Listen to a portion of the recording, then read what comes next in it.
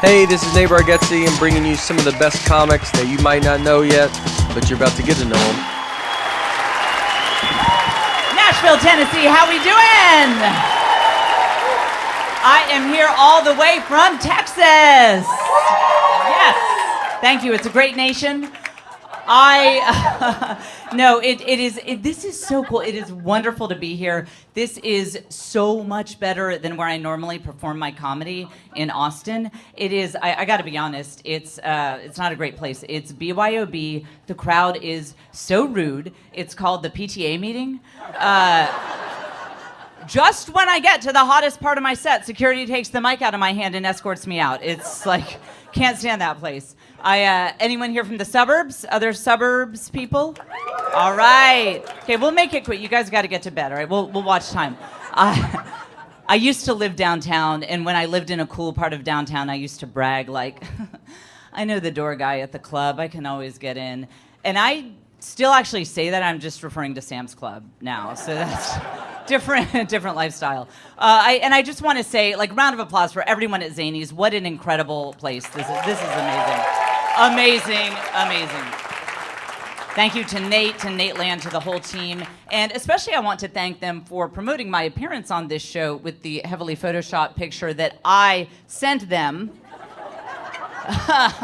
Not everyone does this. Sometimes I'll be doing comedy somewhere and they'll be like, oh, Jen Fulwiler, we want to show people she's fun. They'll Google Jen Fulwiler having fun. Somewhere on page 26 of an image search, they'll dig up some pictures of me like doing a keg stand, playing beer pong. They put it on the website, and then I have to tell the fans, like, okay, a lot has changed since last weekend. Okay, like, please. It's like, really, but no, I have to live in the suburbs. I could not afford to live downtown because I have 6 children. Thank you. I really do. I really do have 6 children. When I said that in Austin one time, a man with face tattoos ran up to me after the show and he said, hey, I really respect your alternative lifestyle. Like, wow, that's kind of refreshing. When we invited people to baby showers, they started getting very hostile. They were like, this is not supposed to be a biannual tradition, you know? We ran out of stuff to register for. For my 5th kid, I registered at Sephora.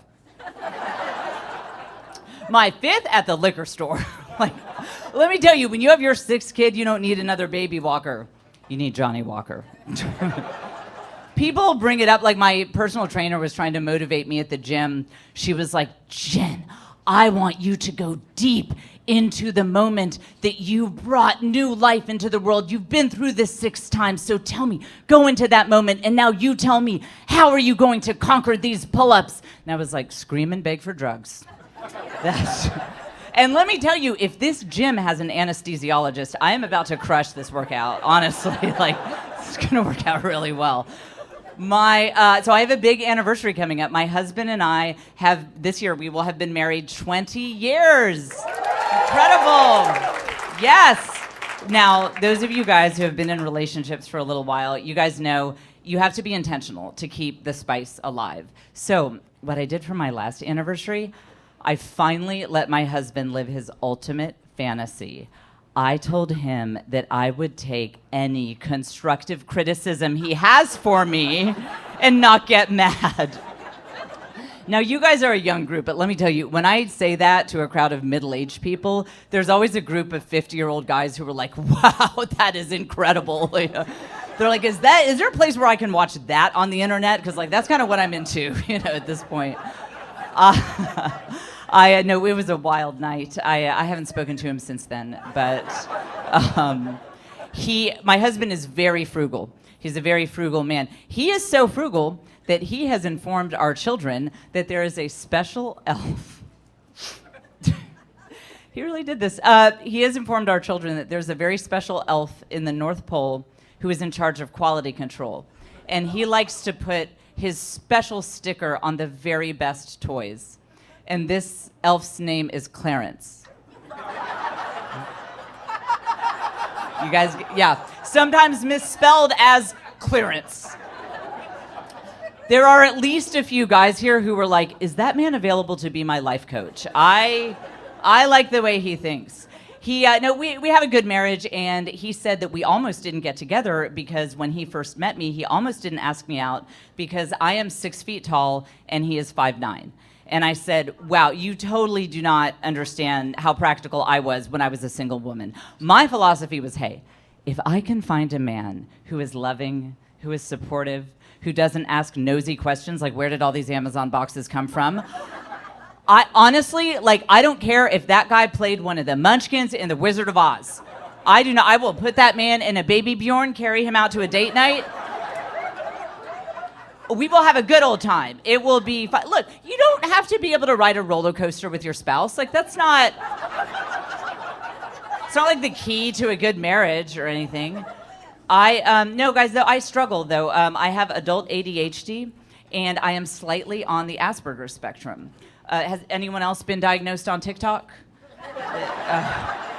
Yeah, so I might also have generalized anxiety disorder, but Kaylee hasn't posted part 4 to the video because she's been grounded, so I'm not sure on that.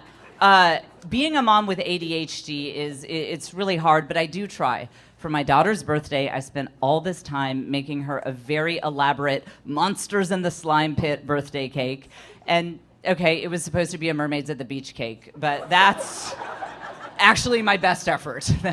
And think about this, 6 kids. Do you know how many shoes that is I have to find and put on them every time we leave the house? I mean, the way I do it, it's 7, but, I can't keep up with it. And I don't know if any of you parents have ever gotten to this point where you look at a kid and you're like, okay, you have a bunny slipper on one foot, you have a high-heeled plastic princess shoe on your other foot. What this is going to have to do, just get in the car. And then you're like, as long as we don't run into any of his friends, I think it should be fine. Whatever. I can't. Another thing I didn't see coming is 4 of my kids are daughters, so they have a lot of dolls. I can't keep track of doll clothes. A friend came over to my house and said, Jen, don't you want a better organizational system for your children's dollies so that they can be well dressed? I was like, look around. Do you notice that half of my human children are not fully clothed? The dolls ain't gonna make the cut. One time my daughters were playing with their Barbies right as this classy friend of my mother's came over to drop something off, and they're like, vroom, here we go. The Barbies are in the pink Barbie Corvette, strapped in with the Barbie safety belt, stark naked. And my mom's friend is like, what is going on with these Barbies? And I said, look, I bought them Teacher Barbie. Now they're a different kind of Barbie, but they make a lot more money than Teacher Barbie, so it's fine. Don't worry. These Barbies are living their best lives. Just don't even worry about it. One of my teen daughters looked around the other day. She looked around our house and she said, Mom, are we white trash? So I explained to her, I said, okay, there is a lot of broken down furniture out front and it's getting pretty rusty, but that is because I'm going to upcycle it. I don't want to throw anything away. And yeah, our blinds on the window, they're trash because the dog he's bad, but we don't have an alarm system. So he's our free alarm system. And your father enjoys Pabst Blue Ribbon beer because when you have a large family, it's important to make economical, yeah, we're white trash. Yeah, yeah. A lady in my neighborhood, she said, when children come spend the night at my house, I like to send them home with one of my homemade goods and a little card that says, you're always welcome in our home. Yeah, she said, Jen, what do you send children home with when they come to your house? I was like, honey, usually a tetanus shot. But now I'll end with this. I just want to say, are there any other hip-hop fans in the room? I love hip-hop, genuinely. A couple?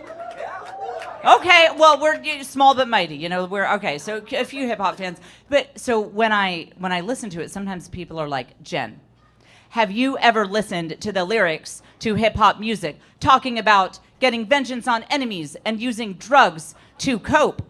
And I'm like, have you ever met Suburban Women? Let me tell you, I hear Lil Yachty talking about, you step to me, this is the end for you. You front on me, it's over for you and your friends. And I'm like, was he at Michelle's Bunko group? Thank you guys so much. I've been Jen Fulwiler.